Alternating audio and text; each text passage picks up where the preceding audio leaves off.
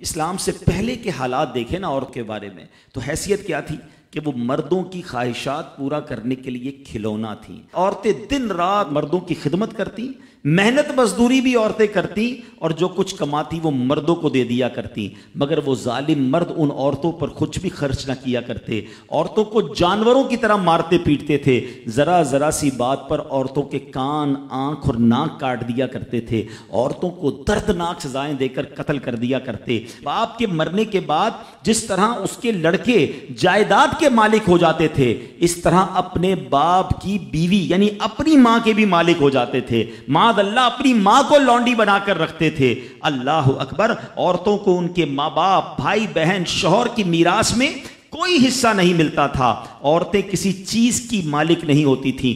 عرب کے بعض قبیلوں میں تو یہ ظالمانہ دستور تھا کہ بیوہ ہو جانے کے بعد عورتوں کو گھر سے باہر نکال کر ایک چھوٹے سے تنگ اور تاریک جھونپڑے میں 1 سال کے لیے قید رکھا جاتا۔ کھانے پینے اور تمام ضرورتیں وہ اسی جھونپڑے میں پوری کیا کرتی تھیں۔ بہت سی عورتیں گھٹ گھٹ کر مر جاتی، جو زندہ رہ جاتی تو 1 سال بعد ان کے دامن میں اونٹ کی مینگنیاں ڈالی جاتی اور ان کو فورس کیا جاتا کہ کسی جانور کے بدن سے اپنے بدن کو رگڑیں، پھر اسی گندی حالت میں پورے شہر کا چکر لگایا جاتا تھا اور گویا یہ اعلان ہوتا تھا کہ اس عورت کی اب عدت ختم ہو گئی ہے۔ اللہ اکبر۔ ایسی ایسی رسمیں تھیں، ایسے رواج تھے، عورتیں بلبلاتی، روتی، تڑپتی، مگر ان عورتوں کے زخموں پر کوئی مرہم رکھنے والا نہیں تھا، کوئی فریاد سننے والا نہیں تھا۔ اللہ اکبر۔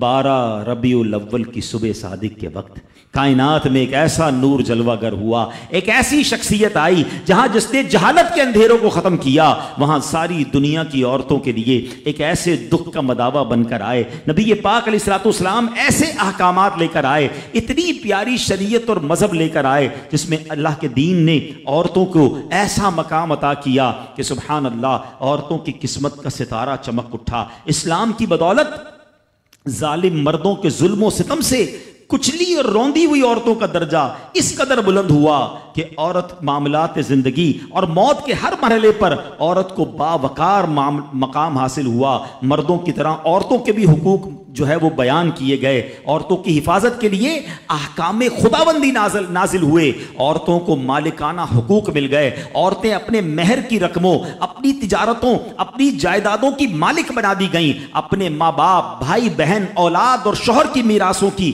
وارث قرار دی گئیں۔ الغرض وہ عورتیں جو مردوں کی جوتیوں سے بھی زیادہ ذلیل و خوار تھیں، انتہائی مجبور و لاچار تھیں، وہ مردوں کے دلوں کا سکون اور ان کی گھروں کی ملکہ بن گئیں۔ چنانچہ قرآن مجید صاف صاف لفظوں میں خواتین کے، عورتوں کے حقوق بیان کرتے ہوئے ارشاد فرماتا ہے، بسم اللہ الرحمن الرحیم، خلق لکم من انفسکم ازواجا لتسکنوا الیہا وجعل بینکم مودۃ ورحمہ۔